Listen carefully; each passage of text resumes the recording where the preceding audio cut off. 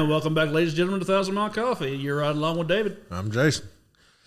We got Rick back with us. Yep. We're going to keep talking about some of the messed up loads we've hauled, some of the good loads we've hauled, just because it's fun. Ah, the stories. Right. You had a particular load that you wanted to tell us about last time we ran out of time. Yeah. I used to do a lot of Long Island freight. Well, you lived up in that area for, Yeah. I mean, that's where you And got to it work. was fun. Now, So, all right, for y'all can't see him because he's not here. He's on the phone with us. Y'all would realize he's being very sarcastic. Long Island's not fun. well, I picked this load up of insulation, and they said it has to deliver at 10 p.m. into Freeport. They even know where Freeport is. Not too far where we used to deliver that other stuff. Not too far. So you already know it's small. It's crazy. Anyway, I pull in there about 10 p.m. and they said, nobody's here to unload you. You're going to have to unload it yourself. I said, great. It was a load of insulation. Did they give you a forklift or? Nope. I just had to toss them down to them. They'll put it on pallets and haul it in. Insulation's light, luckily. Oh, okay, yeah. You know. So I said, I'm not doing it. It was loaded from nose to tail, floor to roof, like fully loaded. And I said, what y'all gonna pay me? They said, we pay $150 to unload it. I said, fine, I'll just throw bundles of this stuff out of the trailer. I'm fine. Took about 3 hours. Hard work. Right. I wasn't ready for that, man. I started itching. Oh, so it had the God fiberglass, almighty, all that yes. mixed in with it. Oh. I was messed up. Thank you for reminding me. You just reminded me of one load years ago. Uh-oh. Did I dispatch you on that one? Yes, you did.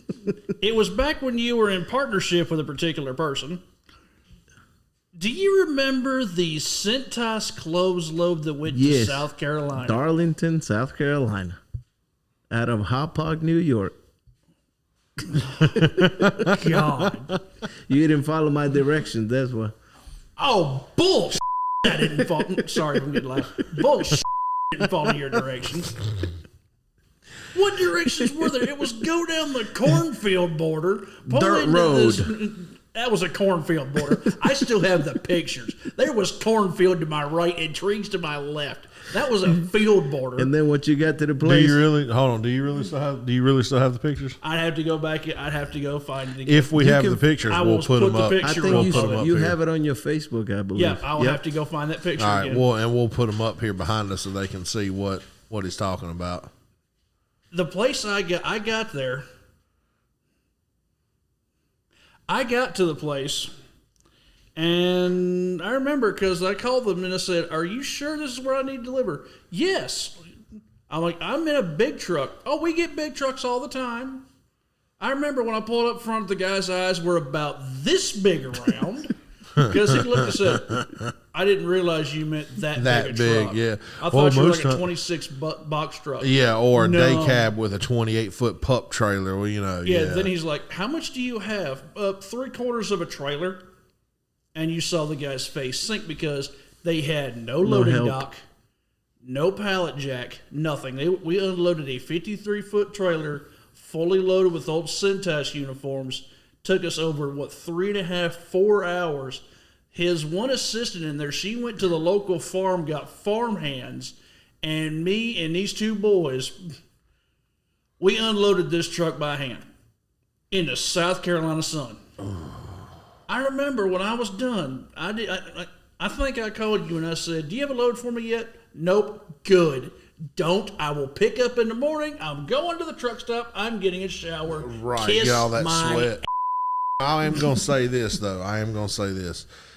If you do have to driver assist, be nice about it to the people on the docks. And this is for real because this has happened to me here very recently. One of the loads that I'm running now, one of the dedicated lanes that these got me on, one stop is a driver assist, and I get paid to unload the trailer, and I'm fine with that. But when I pull up there, they know that, I had back surgery back several years ago, and they know that if it's certain, whatever certain it is, they'll actually unload it for me, even though they're not supposed to, because I'm nice to them. I go in there, I do what I have to do. I'm polite, I laugh, I joke with them.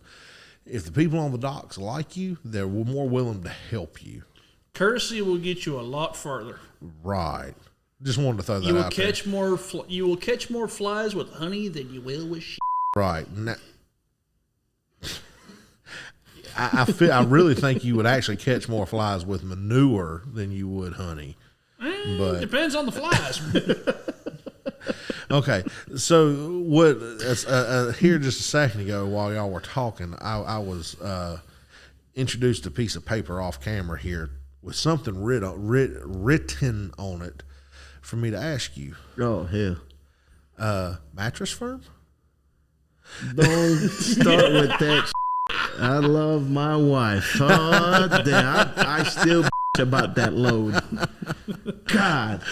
Oh, let's hear it now. All I got right. to. So this Do company. tell. Now listen to this. So one day I'm complaining, man, I need a load. I need to go. It was slow. So this company says, I got a load of mattresses coming out of Greensboro, going to Spartanburg and Greenville. Okay. And I said, yeah. One thing, you got to unload it. I said, how hard can it be? Right, you would think they'd have that on pallets or in a box or container. Right.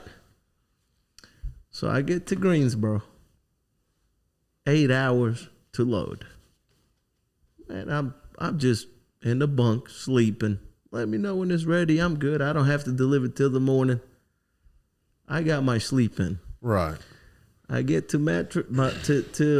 Spartanburg. They said, no, we don't want it. It's got to go to our warehouse in Greenville. I said, fine, that's fine. And I have Julian with me, my son. Boy, I get there is about 9:30, maybe 10 o'clock. In the morning? In the morning. Okay. Next morning, next day. Right. They said, oh, yeah, back in door 2, whatever. I open my doors. This stuff is on the floor, and it's completely full. Well, how hard could it be? That's just Bro, I finished that That's about as load. bad as here, hold my beer. I finished that load at 5:30 in the afternoon. Good God. It Was it an entire trailer? It was an or- entire trailer. Okay. They'll give you this, like they'll call them buggies or whatever. So you throw like 2-3 of them. You got to roll it out. There is 4 guys. They couldn't get on the trailer. So I had to put 4 mattresses on one and haul it down. 4 mattresses, another one, and haul it down. It was a pain. And I complained about that load, I think, for like 2 years. Hence why she wrote down. Oh shoot! Every time there's a store right up the street, and I'm like, F that place. One that I told him about back when I was working for previous company, Okay. the garage doors. That one delivery in PA where they would not get on my truck.